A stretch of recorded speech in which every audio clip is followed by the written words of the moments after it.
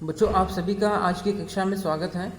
जिस तरह से हम वृक्षारोपण कहानी पर अध्ययन कर रहे थे, इस कहानी को हमने पढ़ा है और समझा है। आज की कक्षा में इस कहानी के अंतर्गत जो प्रश्नोत्तर हैं उन पर चर्चा करेंगे। सबसे पहले यहाँ पे जो लिखित रूप से जो प्रश्न है उस पर हम चर्चा करेंगे। इसमें पहला प्रश्न है क प्राचीन काल से हमारे देश में वृक्षों की पूजा कब और किस प्रकार की जाती रही है। प्रश्न है कि प्राचीन काल से हमारे देश में वृक्षों की पूजा कब और किस प्रकार की जाती रही है। उत्तर यह है कि अनेक धार्मिक उत्सवों तथा पर्वों पर हमारे यहाँ वृक्षों की पूजा की जाती है। अनेक धार्मिक उत्सवों तथा पर्वों पर हमारे यहाँ वृक्षों की पूजा की जाती है। वर्ष में अनेक त्योहार तो वृक्षों की पूजा के लिए ही बनाए गए हैं, जैसे आंवला एकादशी, वट सावित्री पूजा आदि। इनमें आंवले के पेड़ के नीचे भोजन पकाकर खाने एवं वट सावित्री में महिलाओं द्वारा वट वृक्ष की पूजा की जाती है। इस प्रकार इस प्रश्न का हम उत्तर लिख सकते हैं।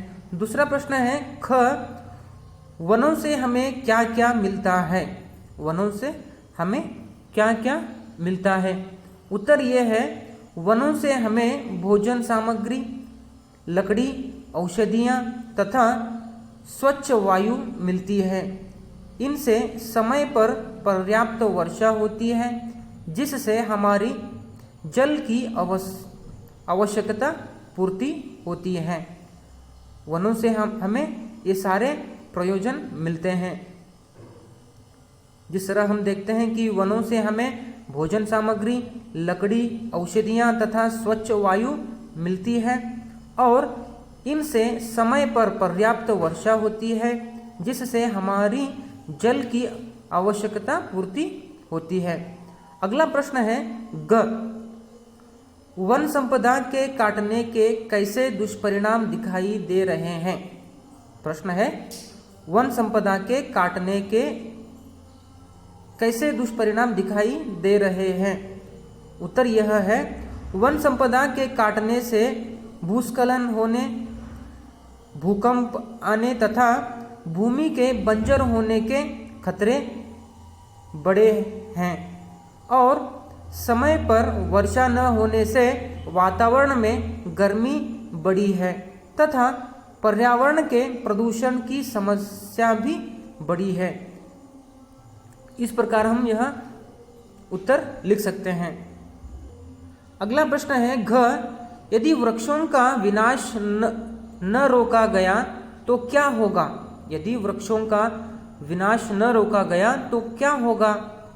उत्तर हमें इस प्रकार लिखना है जैसा कि यदि वृक्षों का विनाश न रोका गया तो पृथ्वी पर भूस्खलन की आपदाएं बढ़ेंगी, वातावरण का तापमान बढ़ने से गर्मी बढ़ जाएगी, पर्यावरण प्रदूषण की समस्या से सांस लेना मुश्किल हो जाएगा और बरसात की कमी से पानी का गंभीर संकट पैदा हो जाएगा, जिससे फसलें नहीं होंगी।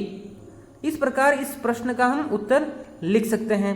बच्चों, अगला प्रश्न है ङ लेखक ने किस विभीषिका की बात की है और उससे बचाव का क्या उपाय बताया है।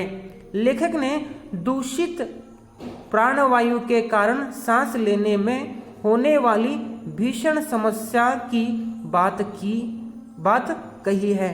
लेखक ने दूषित प्राणवायु के कारण सांस लेने में होने वाली भीषण समस्या की बात कही है और उससे बचाव का उपाय यही है कि वृक्षारोपण किया जाए। उससे बचने के लिए हमें वृक्षारोपण करना आवश्यक है। बच्चों, इस तरह से आज की कक्षा में हम वृक्षारोपण कहानी के अंतर्गत जो प्रश्न हैं उन प्रश्नों के उत्तर इस प्रकार लिख सकते हैं। आप अपने नोटबुक में इन सारे प्रश्नों के उत्तर अच्छे से लिखकर उन्हें हर रोज पढ़कर परीक्षा की दृष्टि से सक्षम होने का प्रयास करें।